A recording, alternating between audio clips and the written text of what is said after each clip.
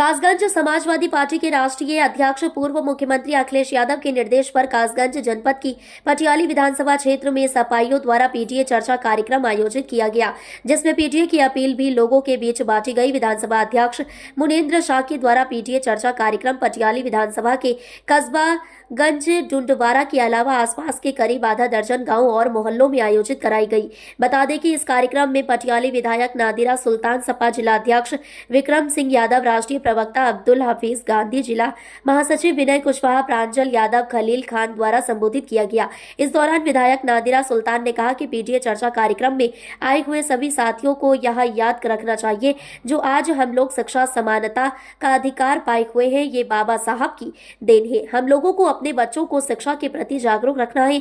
वहीं सपा के राष्ट्रीय प्रवक्ता अब्दुल हफीज गांधी ने कहा कि कमजोर वर्गों का सहारा संविधान ही, हमें संविधान की रक्षा करनी चाहिए। जिला विक्रम यादव ने भाजपा सरकार पर जमकर निशाना साधा। उन्होंने कहा कि सरकार में लोगों की सरकारी नौकरियां छीनी जा रही हैं, निजीकरण किया जा रहा है और आरक्षण को खत्म किया जा रहा है। यह सरकार पूरी तरह असफल है। यह लोग धर्म की राजनीति करते हैं। कार्यक्रम में शामिल हुए पार्टी पदाधिकारियों और कार्यकर्ताओं ने बारी बारी से संबोधित किया। अभी भाई, जो आज पीडीए की जो बैठक हुई है, इसका क्या उद्देश्य है? क्या पीडीए का मतलब है पिछड़ा, दलित, अल्पसंख्यक। इन सभी वर्गों को जो संवैधानिक भागीदारी मिलनी चाहिए हर विभाग में, सरकार में, ज़मीन जायदाद में, नौकरियों में, शिक्षा में, उनकी भागीदारी को सुनिश्चित कराने के लिए हम लोग निकले हैं और जन जन तक हम ये मैसेज दे रहे हैं कि अभी तक आपको भागीदारी नहीं मिली है। हम सभी कमज़ोर वर्गों की, दलितों की, अल्पसंख्यकों की जो भागीदारी है शिक्षा में, ज़मीनों में, नौकरियों में, इसको सुनिश्चित कराएंगे और उसी के लिए हम लोग प्रयासरत हैं। हमारी कोशिश है कि 2027 में हमारी सरकार बने, ताकि जो भी एजेंडा पीडीए के लिए हो सकता है उसको हम इम्प्लीमेंट कर सकें। जैसे जो अभी बजट जो पास हुआ है, तो इसको लेकर आपका क्या कहना है? मैं समझता हूँ कि बजट में मजदूरों के लिए, गरीबों के लिए और किसानों के लिए और भी प्रावधान अगर सरकार करती तो उचित रहता। ठीक है।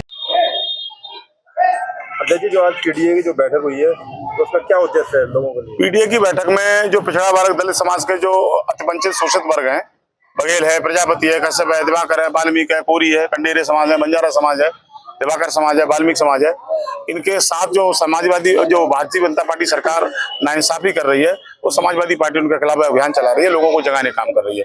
22,500 नौकरियों में जो भर्ती में जो बेईमानी हुई और तमाम पोस्टिंग में एक ही समाज, एक ही वर्ग के लोग लगातार पोस्टिंग किए जा रहे हैं और इनकी उपेक्षा की जा रही है, उसके संबंध में एक जन जागरण अभियान है।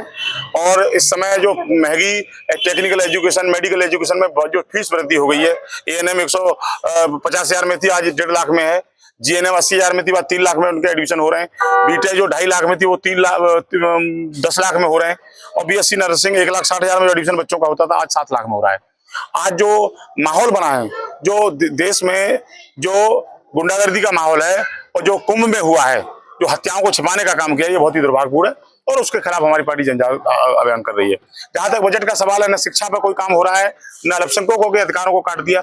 एएमयू जैसी अलीगढ़ मुस्लिम जो यूनिवर्सिटी है, जो मेडिकल है, उसका बजट कम कर दिया, जबकि आपको पता होना चाहिए कि उसमें 20% मुस्लिम इलाज कराता है तो 80% हिंदू इलाज कराता है। तो ये सब चीजें लोगों को जगाने का काम है और ये जो जनता के सेवा की जो संस्थान थे उनको समाप्त कर रहे हैं और ये प्राइवेटीकरण कर रहे हैं। नौकरियों को संविदा और परमानेंट नौकरी खत्म कर रहे हैं, मध्य वर्ग को खत्म कर रहे हैं। ये आउटसोर्सिंग नियुक्ति करना चाहते हैं, जिससे पूरी कंपनी से आप साठ-गांठ करके उनका लाभ उठाएं और आने वाले जो पीढ़ी बच्चों का न कोई पेंशन हो, न बीमा हो, और इस तरह एक सरकारी जो स्थायी व्यवसाय है उनमें स्थिरता बढ़ाने का काम कर रहे हैं। आगामी 2027 के विधानसभा चुनाव को लेकर आपकी पार्टी क्या रणनीति तैयार? पार्टी की पूरी रणनीति, हर बूथ पर, हर सेक्टर में काम हो रहा है।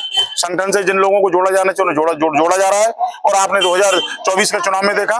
मैं आपको भरोसा दिलाना चाहता हूँ, 2027 के चुनाव में समाजवादी पार्टी 3 सीट जीतेगी और उत्तर प्रदेश में 450 सीट आएंगी और समाजवादी पार्टी की सरकार बनेगी। धन्यवाद। वीपी न्यूज, खबर सिर्फ सच की।